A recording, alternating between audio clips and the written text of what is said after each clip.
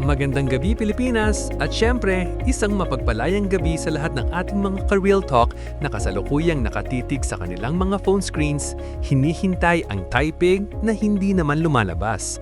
Ako ang inyong host, Ben. At ako naman, si Kate. Grabe Ben, ang topic natin tonight. Naririnig ko na ang mga buntong hininga ng mga listeners natin. Ito yung topic na kahit sino, walang takas. Kahit gaano ka pa kaganda, kahit gaano ka pa kapogi, o kahit gaano ka pa kayaman. At some point in your life, naging biktima ka nito. Totoo yan, walang ligtas sa hapde at sa overthinking na dulot lang dalawang maliit na blue checkmarks o yung maliit na bilog na may picture niya sa gilid ng message mo. Tonight, we are talking about the dreaded scene zone. Ano nga ba ang gagawin kung lagi kang seen sa messenger? Is it a sign to move on o baka naman busy lang talaga siya? Pero bago natin himayin ng science ng pagiging seen, gusto ko muna magpasalamat sa inyong lahat. Our community is growing and we love reading your emails. Yes, keep them coming guys. Ang sarap basahin ng mga kwento nyo. May mga nakakaiyak, may mga nakakatawa, at may mga kailangan talaga ng real talk slap. Kung may gusto kayong itanong o ibahagi, email us at realtalkwithbenandkate@gmail.com. Uulitin ko, realtalkwithbenandkate@gmail.com.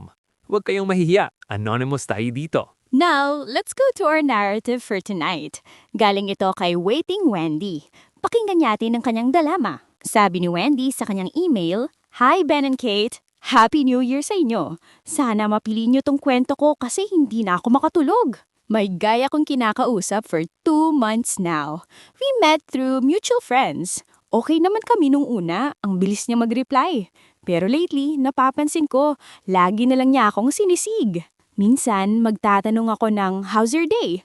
Makikita ko, sing na after 5 minutes. Pero magre-reply siya next day na o minsan, hindi na talaga. Pero ang nakakapagtaka, active siya sa social media. Nagpo-post siya ng stories, nag-like ng photos ng iba, pero yung message ko nakatuwangwang lang. Feeling ko, ini-storm mo ko siya, pero siya naman yung unang nagparamdam nung una. Nasasaktan ako kasi feeling ko, option lang ako. Ano po ba ang dapat kong gawin? Mag-chat ba ulit ako para i-follow up? O dead mo na rin? Wendy, yung scene zone na yan ang modern day torture. Kate, let's be honest. In the world of 2026, where everyone is literally glued to their phones, exist pa talaga yung nakita ko pero nakalimutan ko mag-reply? Kate, let's call it where it is. Interest level. Ang taong interesado sa'yo gagawa ng paraan. Hindi naman kailangang instant reply, pero yung seen tapos active sa Facebook, that is a choice. He chose to consume content rather than communicate with you. Exactly. Point number 1 for Wendy.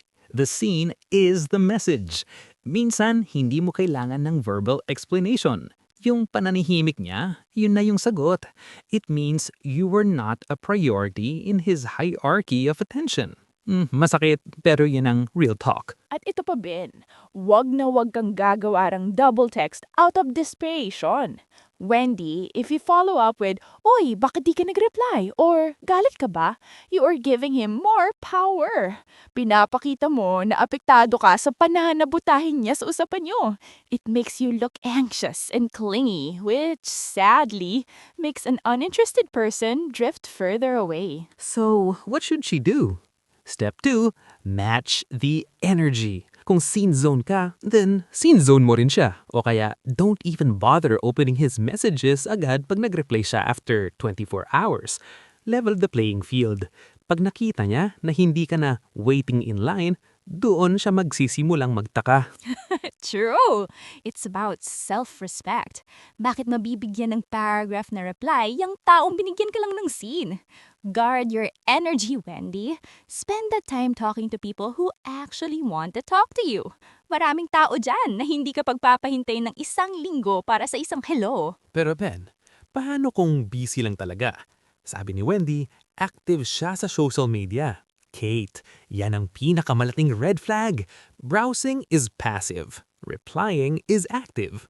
Kung may energy siyang mag-scroll sa TikTok or mag-like ng pics ng mga models, may energy siyang magsabi ng, hey, busy lang, chat later.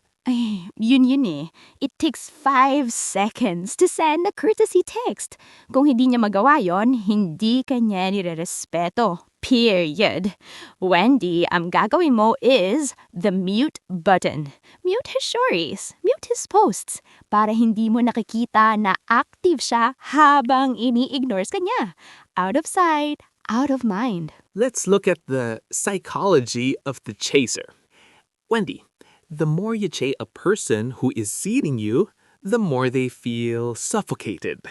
People naturally move away from things that pursue them too hard if they aren't ready. Take a step back. Reclaim your life. Go out with friends. Post your own blooming photos. And don't check if he viewed them. Let's check her emails. Sabi ni Jace, Kate, ginawa ko yun dati. Inignore ko yung girl kasi busy ako sa games. Pero nung numigil na sa nagchat sa akin, doon ko na na-realize na namimiss ko siya. Sometimes we need to feel the loss to appreciate the person. Kita mo na? Reverse psychology. Pero, Wendy, don't do it just to get him back. Do it to get yourself back. If he comes back, assess if he's worth it. If not, then good riddance. To Wendy and all our scene victims, you are not a scene zone. You are a goldmine of conversation and love.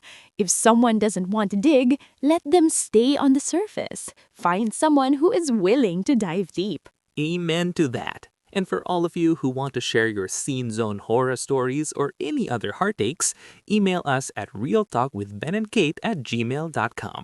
Hindi kayo nag-iisa sa laban nito. Before we go, we have a very exciting topic for our next episode.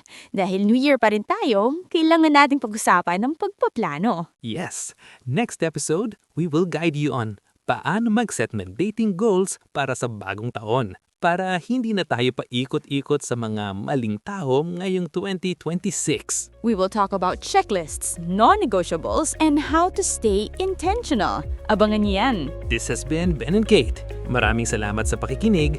Matulog na kayo. Huwag nang hintayin yung reply niya. Hindi na darating yung tonight. That's harsh, but true. Good night, everyone. Stand tall and stay real.